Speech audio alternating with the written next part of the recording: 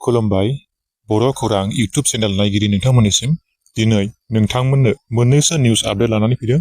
भिडिअखौ अननानै जोबजासिम नायलांदो। दिनैनि खौराङाव दङ बाक्सा जिल्लानि बरबारि ओनसोलाव बारग' एनडीएबीफोर आरो रायजो राजाफोरनि गेजेराव हाखौ लानानै दावराव दावसि जानायनि खौरां मोन्दों। गासै सा 9 बारग' एनडीएबीनि सोद्रोमाफोरनि सायाव हा सेनानै लानो नाजानायनि गोख्रों अजद होदों बरबारि ओनसोलनि रायजो राजाफोरा।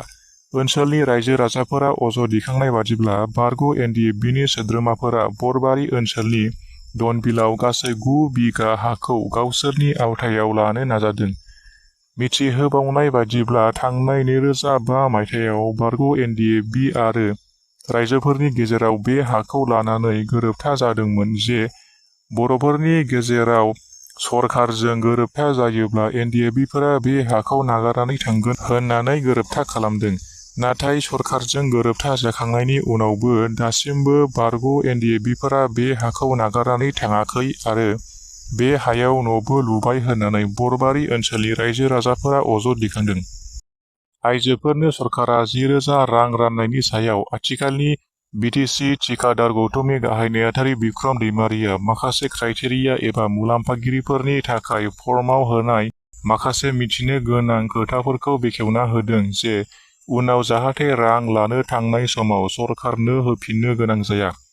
बिथाङा फर्मनि माखासे नायनो गोनां खोथाफोरखौ एरै बुंदों दि मुलाम्फागिरिया सासे हिनजावसा गथ' गोनां आरो फरायसालियाव मुं थिसननाय गोनां जानांगोन आरो आं सिमान लायोदि मख'नाय खारिफोरा नंखाय जायोब्ला आं सरकारनिफ्राय मोननाय रांखौ सरकारनो होफिनगोन आरो आङो सासे एसटी एबा ट्राइबेल आइजो आंनि गथ'फोरनि बिसानखौ आं 4नि बांसिन जाहोआ। बेखायनो बिथाङा फर्मनि नेमखान्थिखौ मोजाङै मिथिना लानो खावलायहरदों जे जाहाथे मख'नाय नेम खान्थिफोरा गोरोबबायैयाव सरकारनो रां लानायनिफ्राय उनाव हरफिननो गोनां जायैबायदि।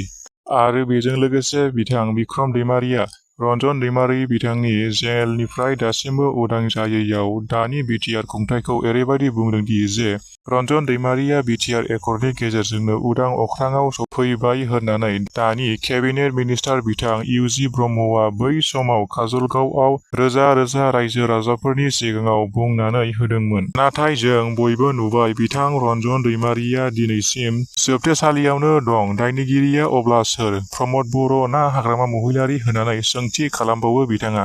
बिसायख'थिनि 15 सानसोल' सिगां दाखालि बावैसो नखर मन्थ्रि बिथांखौ दिल्लीयाव लोगो हमहैना बिटिआरनि दफा मावफुंनायनि सायाव सावरायहैनाया मोजां फिथाइ जानाय नङा। मानो होनोबा लकसभा बिसायख'थिनि कड अफ कन्डाक्टनि समा बारा गोबाव गैलिया।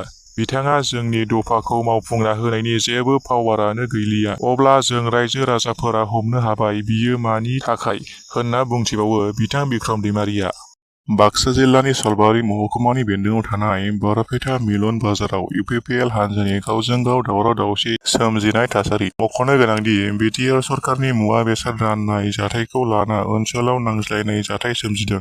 इउपिपिएल दोलोनि प्राइमारि आफादगिरिखौ बिटिआर सरकारनि बिथांखि ट्रेक्टर, सिलाइ मेसिन बायदि बायदि मुवाफोर दोनखोमानायनि अजद दिखांना रागा जोंखांदों ओनसोलनि सांग्रां लाइमोनफोरा। सरकारि बिथांखिनि मुवा बेसादखौ सादारन रायजो राजाफोरा मोनालासे दोलोनि मावथिफोरनि गेजेराव गावजों गाव रानलायनानै लानाय जाथायखौ लानानै उद्रिखांनानै बिजिरनायनि दाबि दिखांहरदों बिटिआरनि मावफुं सोद्रोमा प्रमद बर'निसिम। खारबाय थानाय डाम्पार गारिया हारसिङैनो गिख्रंथावै अर खामदों।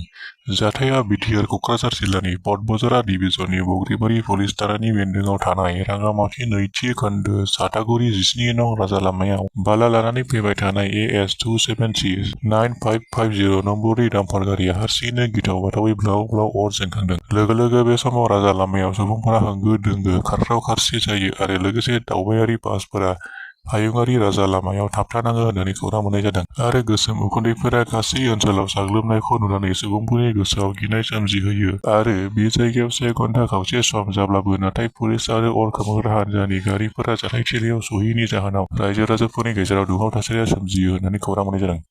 हादरनि गाहाय मन्थ्रि नरेन्द्र मदि बिथाङा 9 मार्चआव Kaziranga national park and tiger रिजार्भआव दावबायफैगोन होननानै खौरां मोननाय जादों। बेनिनो गाहाय मन्थ्रि नरेन्द्र मदिनि दावबायफैनायखौ नोजोर होनानै Kaziranga national park and tiger रिजार्भनि कहरा रेन्जआव 7, 8 आरो 9 मार्चसिम जिब साफारिखौ बन्द खालामगोन होननानै पार्क सामलायगिरिया फोसावनानै होदों। भिडिअ नायगिरि नोंथांमोनखौ बयखौबो गोजोननाय जासिहरबाय आरो चेनेलाव गोदानबा साबस्क्राइब खालामनो खावलायहरनाय थाबाय। गोजोन्थों।